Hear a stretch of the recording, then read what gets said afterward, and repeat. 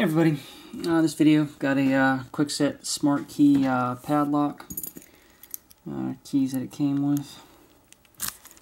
Nice working lock here, pretty heavy, good laminated steel padlock. The core kind of sucks on it, but other than that, it's a pretty good lock. Do some insomniac lock picking here. We got 525 on the East Coast.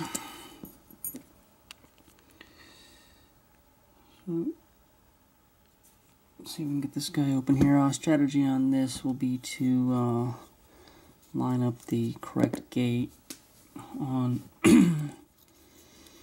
on each slider on the sidebar, so the sidebar can suck into the plug and the whole thing can turn.